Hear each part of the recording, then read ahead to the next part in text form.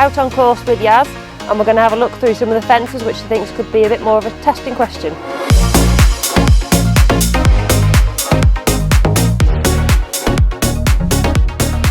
Tell us about the start of the course. The first combination comes at fence 4, but you've got a few relatively easy starter questions. Yeah, we've got, we start obviously out on course. Fence 1 and 2 are quite nice fences to sort of get you into your rhythm. And then at fence 3 we have an almighty parallel spread, which is huge actually. So it's sort of like you're welcome to Kentucky. You're doing a 5-star. You are 5-star. Come on, you've got to get your, get everything together now. And then we come to fence 4A, which is a log drop into a water pool, which is something, they've all seen before, so hopefully they'll be fine there. There's just the added pressure of the spectators. So there'll be something to take into account on Saturday, that the horses might be taking sort of off focus from the fences, obviously looking at the crowds, so that's definitely something to watch.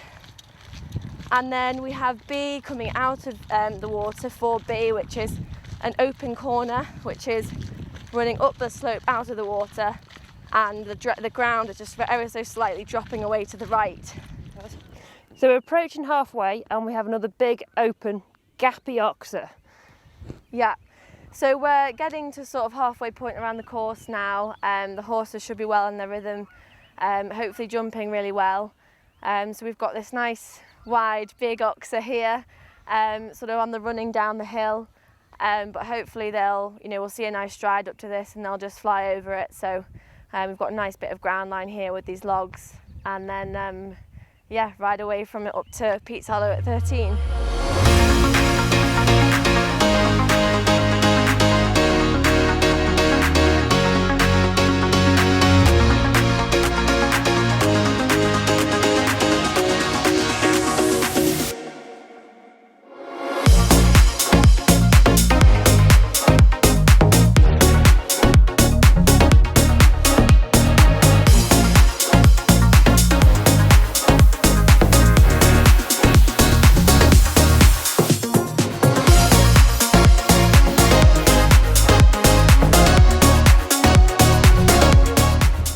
So Yaz, we're at Pete's Hollow. What's happening here? So we've got fence 13 ABC here, which is, as you say, it's called Pete's Hollow. We've got quite a big crater in the ground.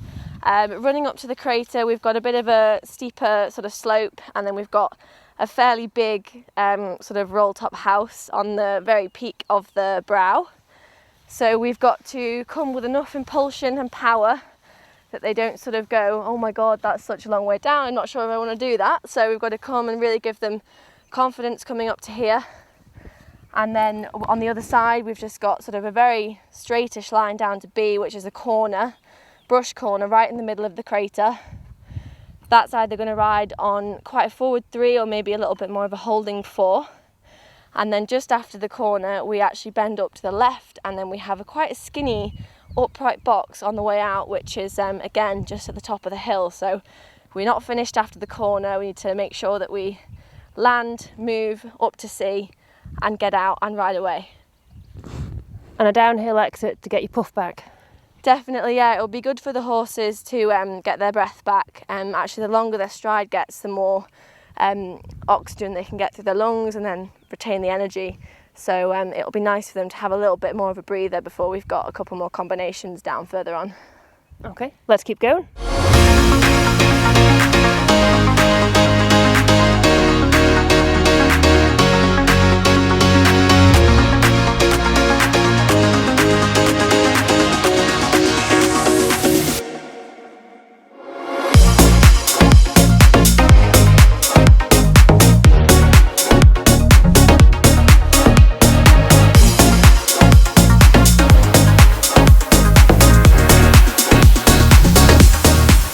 So we're in the final third of the course now at the Sunken Road.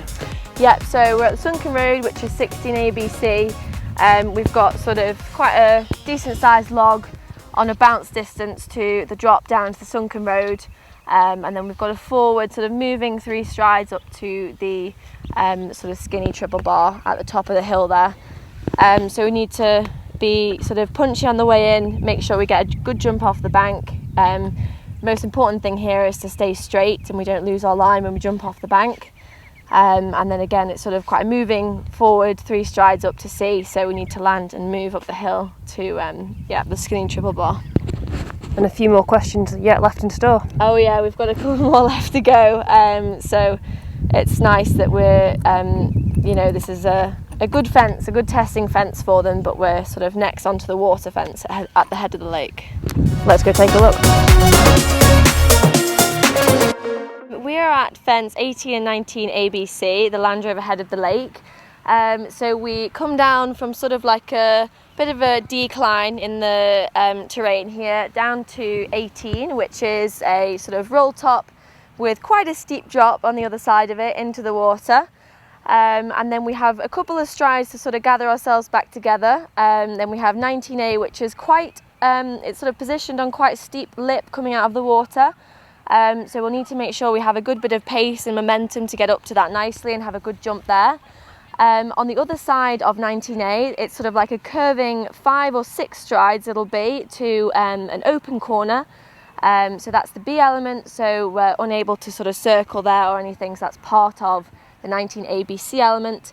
So we do 19AB and then we come into the water here and just sort of do a little S bend back on ourselves to do C, which is quite a sizable brush corner in the water, which doesn't actually give us a lot of room to get to the fence, so we've got to be really clever with our footwork there, and then hopefully away we go onto the next fence. And 19B I spotted has mim clips. Yes, it does. So these are actually a really innovative design that is sort of fairly new into eventing over the previous few years. You've got 2 different types of mims. You've got your red mim and your yellow mim. These open corners here are actually built on yellow mims, which actually don't take as much of a bang to drop them, so we've got to be really careful there that we don't sort of get too close or come down the back of the mim. So we really need to respect those fences, and it's all about safety these days, so it's a really great sort of addition to the sport.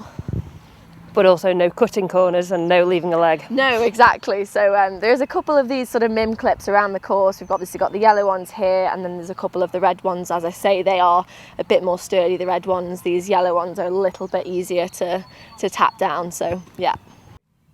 So here we are, Yaz, 21, A, B and C, the Normandy Bank. How do you approach this one? So this one is quite a imposing fence. It would sort of be a bit of a rider frightener one. So you need to actually approach this with a really good, strong, punchy canter. You need to not be afraid of this the bank ditch. The more punch and the power you have in the canter, the better jump that you'll get up onto the bank and over B. So definitely one not to be afraid of and to ride up to positively for sure. So we negotiate the bank at part A. What faces us at B? So B, we've got this fairly large sort of goose duck at B. So we jump up the bank and then we've got 3 of our paces up to B, which is going to be a nice bounce. And then as we're jumping B, we want to be thinking on the left bend and try and line up the flags for C and just keep them between the hand and leg, keep the power, don't let them drop off, keep the focus, and drive them between the flags and then ride away from the fence down the hill to the next fence.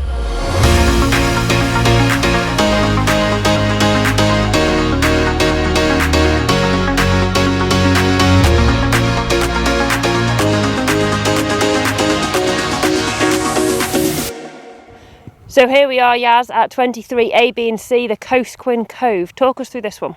So we've got the A element here, which is a brush just sort of down the lip of the water, and then we run on the sort of just hopefully on the outside of the lip of the water here, and we line up B and C together on a 1 stride distance. So these are quite acute, I would say, from the perspective when you're jumping A, they're almost vertical to you to look at. So it's definitely a really testing question that's coming towards the end of the course. So we just need to make sure we keep the momentum through the water and ride up to B and C with good forward positive momentum. And then start to kick on for home? Kick on for home. We only have one more combination after this one. We've got a couple of roll tops and log piles left in a chicane to jump. So the last combination is just over the hedge in that field, and then we kick on for home.